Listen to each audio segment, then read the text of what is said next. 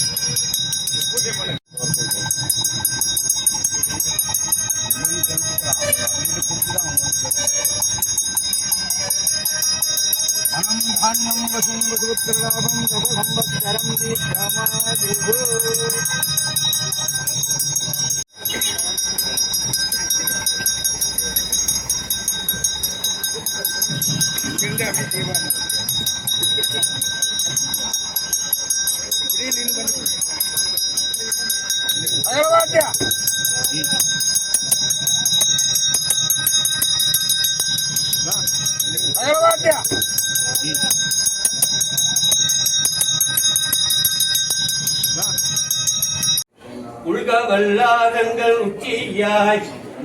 அரைக்காடனவா ஆதியும் அந்தமும் ஆகினாய் பொறைக்காடு சோலை புக்களியோர் அவிநாசியே கரைக்கான் முதலையை பிள்ளை தரச் சொல்லு கரைக்கான் முதலையை பிள்ளை தரச் சொல்லு காலனையே. கண்டியவன் காம மாராயுதன் பண்டை அறம் செய்தான் அறங்காத்தான் பாதம் திருப்பாமல் சென்னியின் மேல் வைத்தள்ளியவாறே ஸ்ரீ சண்டிகேஸ்வர நாயனார் ஆவேசம் கொண்டு அனுகிரகித்ததும் திருவாய்மொழி மலர்ந்து அருளியவாறு ஜம்பூ தீபத்தில் திராவிட தேசத்தில் கொங்கு மண்டலத்தில் தட்சிண கைலாசம் என்கிற திரு அவிநாசியில் நிறைந்து குறைவராமல் கூடியெழுதிய ஸ்ரீமுகமானது. கேதாயுகத்தில் பிரம்மா வந்து அர்ச்சனை பண்ணுகையில் பஞ்சதள வில்வமும் பிரம்மதீர்த்தமும் திருப்புக்களியூரும் திருப்புக்களின் ஆதேஸ்வரரும் ஆவார். திரேதாயுகத்தில் ஐராவதம் வந்து அர்ச்சனை பண்ணுகையில் சூதவனமும் ஐராவத தீர்த்தமும்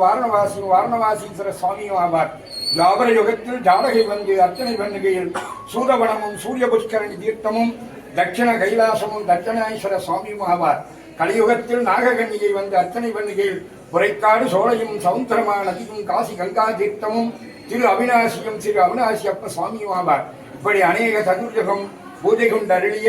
தேவர்கள் தேவனவன் தெய்வலோக நாயகர் தட்சிண கைலாசவாவர் அருள்மலை பாடகன் ஆசிக விக்கிரமன் அகிலம் கரம் இருமுறையே மறையோர் சிகாமணியானவர் சுந்தரர் பரிசு தொழில் பெற வேண்டி வந்துடன் திருப்புக்களையூர் மாநகரத்து தன்னில் மூவாண்டு சென்ற முதலையவாய் பிள்ளையை தாவன கேட்டு தடுத்து உடன்பாடி நன்றாவென்று நகைத்து அருள் புரிந்து சென்றழைத்த செல்வர் பெருங்கருணாலய செல்வி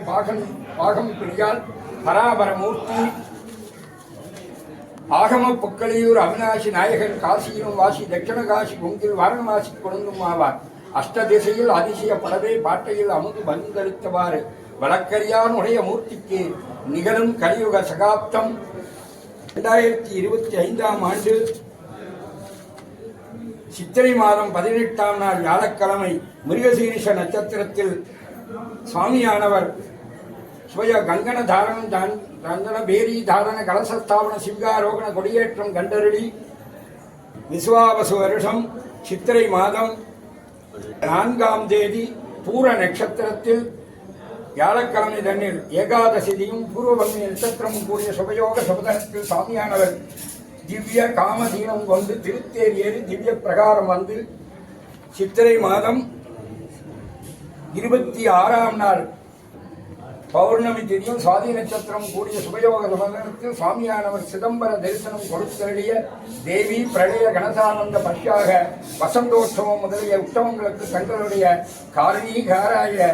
இஷ்டபந்த ஜனங்களை அழைத்துக் கொண்டு வந்து தெரிவித்து திராஜ பிரசாதமும் குரு பிரசாதமும் தெய்வ பிரசாதமும் மென்மேலும் உண்டாகத்தக்கதாக கருணாம்பிகை சன்னதியில் என்று ஒப்பமிட்ட சிறிமுகமானது தங்களுக்கு அஷ்ட ஐஸ்வர்யங்களையும் கருணாம்பிகை கொடுத்து ரட்சிப்பதாக வானவில் வளாது வைக